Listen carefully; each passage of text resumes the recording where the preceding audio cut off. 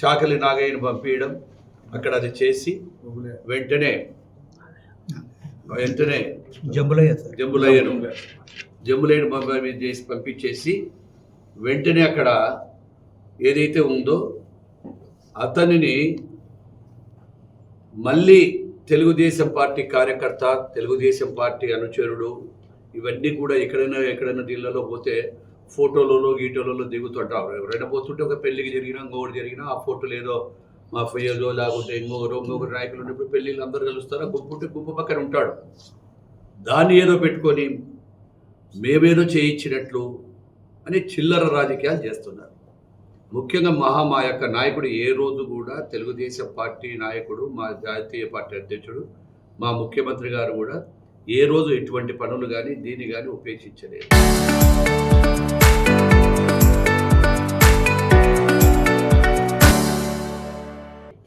అట్లా విధ్వంసం చేసేదంతా కూడా ఆ పార్టీకి వాళ్ళకే చెల్లుతుంది. ఏ విధంగా విధ్వంసాలు చేయాలా, ఏ విధంగా అల్లర్లు రేపాలా అనేటువంటిది ఎప్పటి నుంచో వాళ్ళ సంస్కృతిలోనే ఉంది.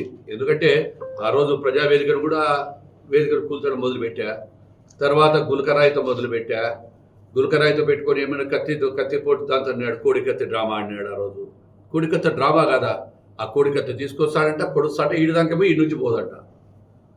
గులకరాయి కొడితే కరెక్ట్గా ఎండ పడుతుంది, ఆడ చూసే దెబ్బ ఉండదు, ఏముండదు.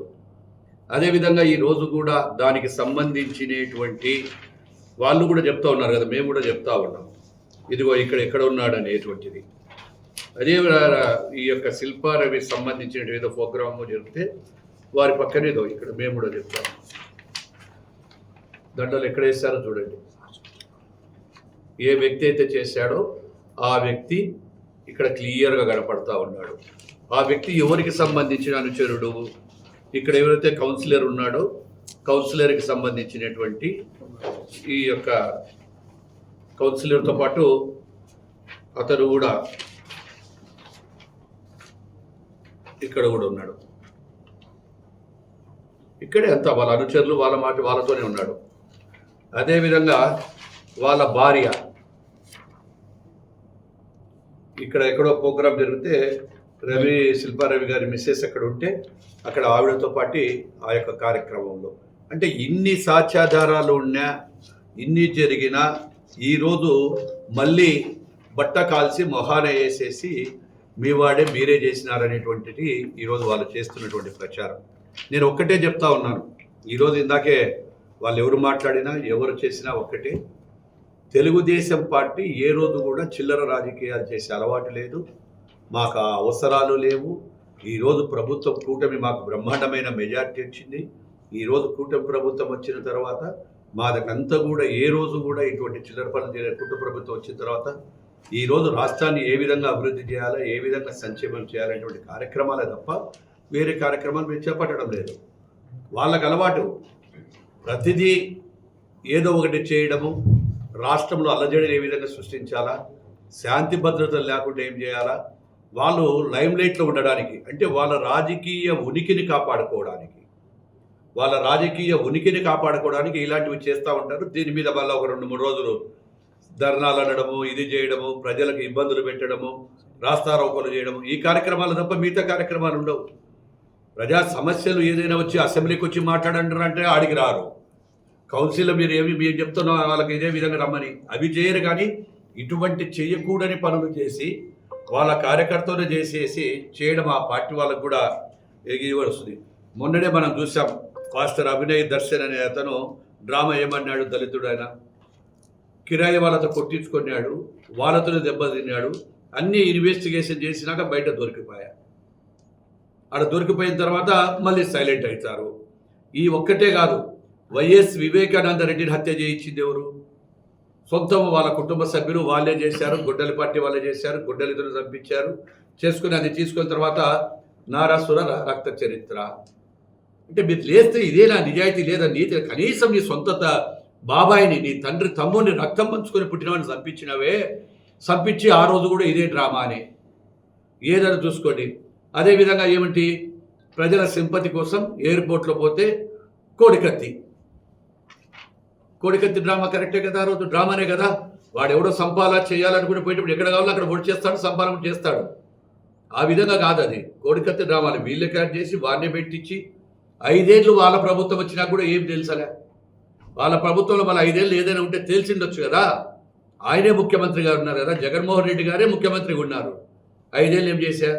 ఎవడో చెప్పినాడంటే గులకరాయితో కొట్టితే ఆ రోజు తలలో పోవాలంట. ఏడ తగులుతుంది? ఇక్కడ తగులుతుంది, చిన్నది పొద్దునుంది, సాయంత్రానికి స్టిక్కర్ లేదు. ఉదయం ఉంటుంది, సాయంత్రము తెల్లబడ్డాలు మళ్ళీ యువతలకు వేస్తారు. పెట్టుకునే దాంట్లో తప్ప యువతలు పెట్టాక యువతలు పెట్టుకున్నారు. అంటే ఏ విధమైన డ్రైవర్లు ఉంటారో కూడా ఆలోచన చేయాల. ఈరోజు ఇవంతా కూడా శాంతంగా ఉండేటువంటి రాష్ట్రాన్ని ఒక అల్లర్లు సృష్టించాలి అని చేయడం జరుగుతూ ఉంది. ముఖ్యంగా వీళ్ళ ఫ్రస్ట్రేషన్ అంతా ఒకటే, రాష్ట్రంలో పరిశ్రమలు వస్తూ ఉన్నాయి, పెట్టుబడులదారులు వస్తూ ఉన్నారు, 20 లక్షల కోట్ల రూపాయల పెట్టుబడులు వస్తూ ఉన్నాయి, నిరుద్యోగ సమస్య తీరబోతూ ఉంది. ఈరోజు డిఎస్సి ఇచ్చాము, డిఎస్సి చేస్తే దానికి కూడా డ్రామా ఆడి లేనిది ఉన్నది తీసుకొచ్చి 16,000 వాళ్ళు ఇచ్చేస్తే ఒక్క సంవత్సరం తర్వాత ఏదో అమ్ముకున్నారు. ఏం కర్మ అమ్ముకోవడానికి?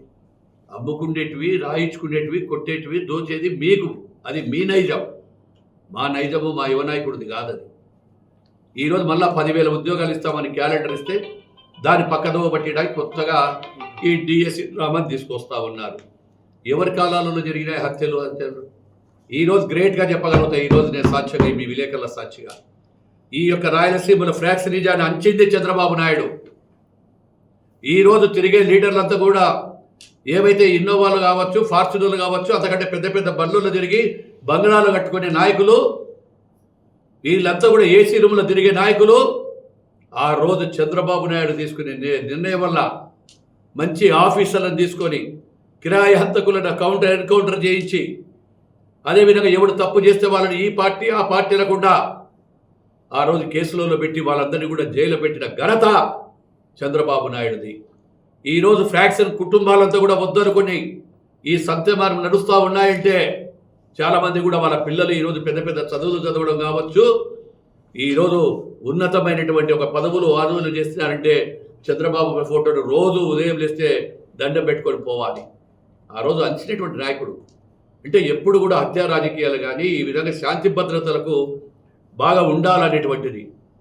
శాంతి భద్రతలు ఉండాలి. శాంతి భద్రతలు ఉంటే పరిశ్రమలు వస్తాయి, ప్రజలు సుఖ సంతోషాలతో ఉంటారు. వాళ్ళంతా కూడా సంతోషంగా ఉండాలి ప్రజలు, అప్పుడే రాష్ట్రం అభివృద్ధి చెందుతుంది అనేటువంటి నాయకుడు మా నాయకుడు.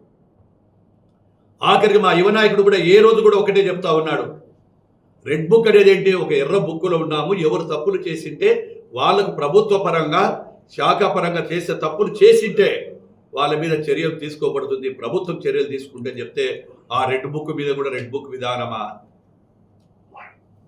నిజంగానే మేము ఆ విధంగా ఉండింటే మీరు రోడ్డు మీద తిరిగిందిరా అని అడుగుతా ఉన్నా. ఇప్పటికీ కూడా జగన్మోహన్ రెడ్డి ఎక్కడికైనా పోతా ఉన్నాడు. ఆయన హెలికాప్టర్లో పోతా ఉన్నారు. వాళ్ళే హెలికాప్టర్ని పాడు చేసుకుని మా మీద చెప్పారు అక్కడ చోట. ఈరోజు ఇన్ని ధర్నాలు చేస్తూ ఉన్నారు. ఈరోజు అదే మీరు ఆ సెంటర్లో మీరు మాట్లాడి రోడ్డు మీద కూర్చున్నారు. మీరు చేసే ధర్నాలలో ఈ రోజు వరకు ఎక్కడైనా ఒక కేసు పెట్టామో చెప్పమని ఛాలెంజ్ చేస్తా. ఈరోజు జిల్లాలోనే నాయకులు రమ్మని వేదిక పెట్టుకుందాం. ధర్నాలు చేస్తూ ఉన్నారు, నిరసనలు చేస్తూ ఉన్నారు, రస్తా రోకోలు చేస్తూ ఉన్నారు. పెళ్లిళ్ళ కోసం వస్తే పెళ్లిళ్ళ కోసం కూడా ధర్నా, ఈ యొక్క ట్రాఫిక్లు కూడా జాబీలు చేస్తూ ఉన్నారు. అయినా ఒక్కరోజు కూడా మా నాయకుడు కానీ, మా యువ నాయకుడు లోకేష్ బాబు గారు కానీ ఒక్కరోజు కూడా మాట్లాడలేదు. ప్రజాస్వామ్యంలో ఎవరైనా చేసుకోవచ్చు. ఆ రోజుల్లో మా యువ నాయకుడు ఈ విధంగా పాదయాత్ర చేస్తే మీరు ఏం చేశారు? ఎక్కడో మూలన పడినటువంటి ఒక జీవోను తీసుకొచ్చి ఆ జీవోను సిమెంట్ రోడ్ల మీద, బీటీ రోడ్ల మీద నిలబడకుండా చేశారు.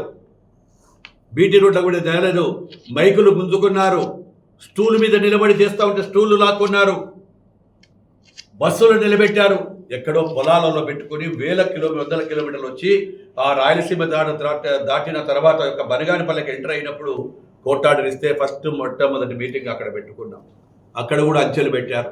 ఆ బనగానిపల్లెలో కూడా నేను పెట్టుకునేటువంటి ఎక్కడైతే పెట్టానో అక్కడ గోడను గూలగొట్టి రాళ్ళేసి మట్టేసి, ఇది మీకు నిజంగా మళ్ళీ మేము అనుకుని మీరు ఈ విధంగా చేసేవాళ్ళ ఇప్పుడు ఈ ధర్నాలు ఇవన్నీ?